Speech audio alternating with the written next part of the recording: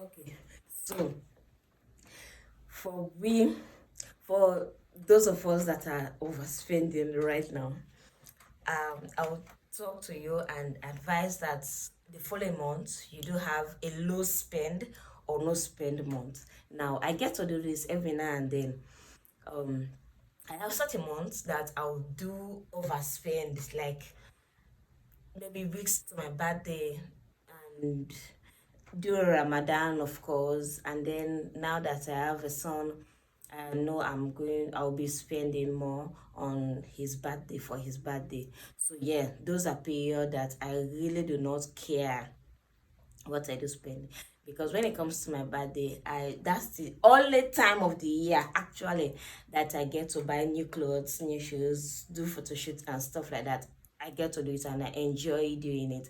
Also in Ramadan, for obvious reasons, we tend to spend twice of what we've been spending. So we tend to spend a lot during Ramadan, which is beautiful, and I also love that part of it. And now that I have a son, of course, I know every year I want to be doing something for my son. So yeah, that also has added to my expenditure months, to my spending too much. That will be also added to it. But for a no spend month, there are things you really cannot get rid of totally. Things like food. Now that I have a son, I tend to spend on his food a lot. So things like food, your phone bill, lights bill, and transportation to work. These are things you just cannot get rid of them. No matter what, you cannot get rid of them at all, because they are part of your daily lives. You just cannot live without them.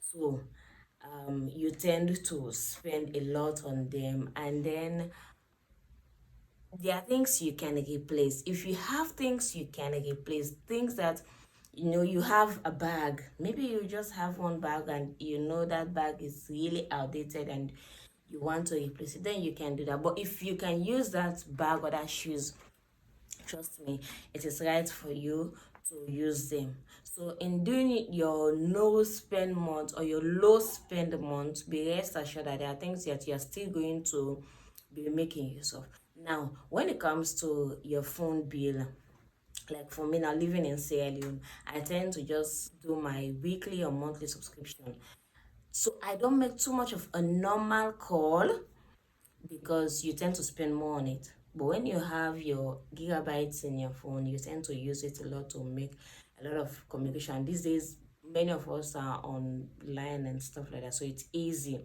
for me. I also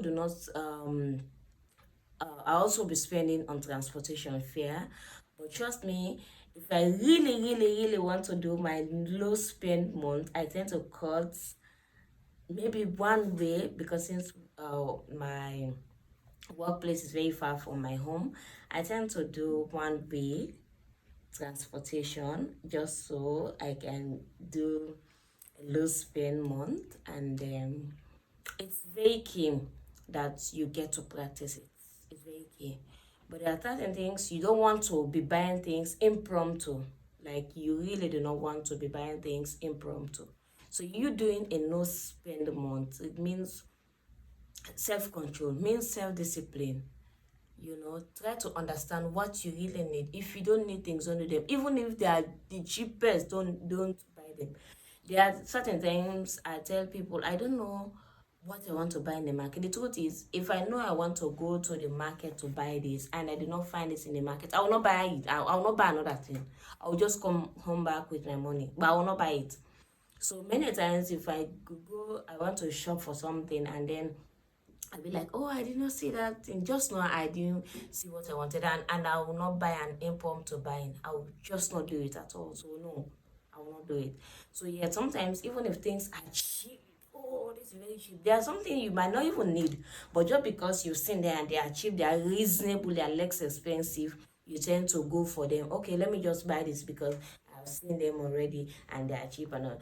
No, but there are things also you can replace. Maybe your shoes, maybe your bag to work, maybe phone, if at all there is. And these are things that you replace just once in a year, or maybe after a very long time. You replace them. if there are things you have to replace once, that also is okay. But sometimes we just spend haphazardly because we have the money. We just tend to spend anyhow, which is bad. And for the coming months, you have to do that low spend or no spend, because I know by this time of the month, since December just wait away, I know you have spent all of what you had for the holidays and stuff like that. So now, even if you don't want to do a no spend month or a low spend month, you just have to do it, because you have exhausted your expenditure, except that you are actually not a person like myself. So if you want to live a minimalist living, if you really want to be somebody that just wants to be self-disciplined and watch themselves, you have to try it once. I'm not saying do the low spend or no spend for a whole year. Try it once here and there. Maybe during the year you can do it like 3 to 4 times. It's fine, but just practice it for some time. Maybe you can do it for a week, depending on what you're earning and depending on how you've been spending.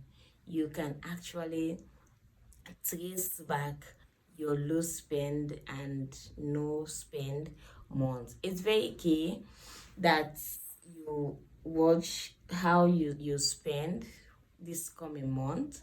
It's very key that you do watch it. Okay, so there are things you cannot take rid of that